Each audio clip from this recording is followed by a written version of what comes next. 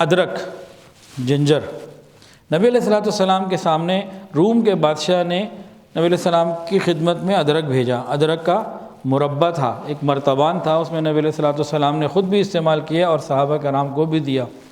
تو ادرک کا ذکر جو ہے یہ بھی حدیث کے اندر ملتا ہے۔ اب اس کے فوائد کیا ہیں؟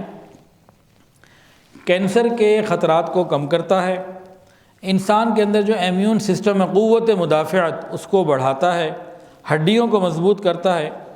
اچھا، بہت سارے بیکٹیریا نقصان دہ ہوتے ہیں، کچھ بیکٹیریا فائدہ مند بھی ہوتے ہیں، ہر بیکٹیریا نقصان دہ نہیں ہوتا۔ جیسے پچھلی بدھ کو اخلاص صاحب جو بیان کہہ رہے تھے کہ جب ہم کوئی ایسے صابن یا چیزیں استعمال کرتے ہیں جو ہم بالکل ٹوٹلی جراثیم کش ہوتی ہیں، وہ جو صحت مند جراثیم ہوتے ہیں وہ بھی اس سے چلے جاتے ہیں۔ تو بیکٹیریا سارے برے نہیں ہوتے۔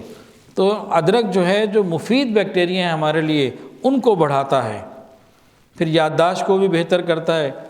کہ جتنے وائرل انفیکشن جتنے آتے ہیں نا، کسی بھی قسم کے وائرل انفیکشن جو وبائیں آتی ہیں، ان سب کے اندر انسان کی قوت مدافعت کو ادرک بڑے شدید زبردست طریقے سے مضبوط کرتا ہے انسان کو، اور ڈائجسٹو سسٹم کو بھی بہتر کرتا ہے، اور جلد کے لیے بھی یہ بہت بہترین ہے۔ کیا چیز جی؟ ادرک۔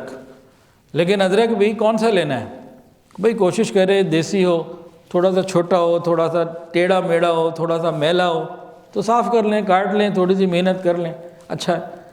اچھا، ایک اور بات، آج کل روزانہ رات کو الحمدللہ ادرک کا کعوہ، ادرک اور دار چینی، یہ بھی ہمارے خاندان میں بزرگوں سے ہی چلا آ رہا ہے۔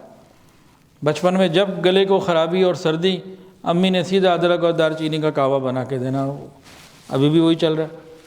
تو روزانہ رات کو، یہ سردیوں میں، گرمیوں کی میں بات نہیں کر رہا ہوں، روزانہ رات کو ایک کپ لیا ادرک اور دار چینی کا کعوہ۔ بے شمار چیزیں، یہ جو بہت سارے وائرس اور بیکٹیریا، ان چیزوں سے خود ہی بندہ بچتا رہتا ہے۔